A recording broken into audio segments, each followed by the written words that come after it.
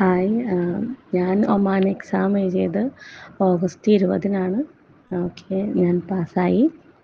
എനിക്ക് exam ടഫായിട്ടുള്ളൊരു exam എന്ന് പറയാൻ പറ്റില്ല, എന്നാൽ ഈസി എന്നും പറയാൻ പറ്റില്ല. രണ്ടിൻ്റെ ഇടയിലായിരുന്നു എൻ്റെ എക്സാം.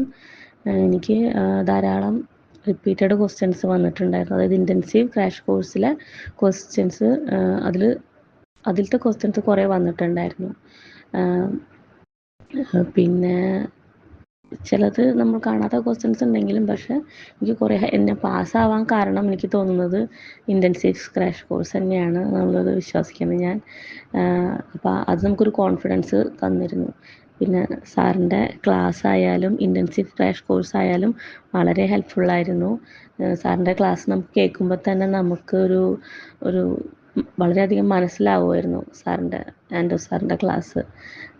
അത് ശരിക്കൊരു ബേസിക് നോളജ് നമുക്ക് തരുമായിരുന്നു. പിന്നെയാണ് ഇൻറ്റൻസീവ് ക്രാഷ് കോഴ്സും അതൊരു വീഡിയോ ഫോർമാറ്റിലായതുകൊണ്ടും അതും വളരെ ഉപകാരമായിരുന്നു. കാരണം നമ്മളൊരു ക്ലാസ്സിൽ ഇരുന്ന് കേൾക്കുന്ന പോലെ തോന്നിയിരുന്നു. വെറുതെ ഒരു ക്വസ്റ്റ്യൻ്റെ ആൻസർ പറഞ്ഞ് ജസ്റ്റ് ഒന്ന് പറഞ്ഞ് പോകുന്ന പോലെ ആയിരുന്നില്ല. എക്സ്പ്ലെയിൻ ചെയ്ത് തരുന്നത് നമുക്കതൊരു ഉപകാരമായിരുന്നു. അപ്പോൾ അതെങ്ങനെ ചോദിക്കുകയാണെങ്കിലും അത് നമുക്ക് ആൻസർ ചെയ്യാനുള്ളൊരു കോൺഫിഡൻസ് കിട്ടുമായിരുന്നു.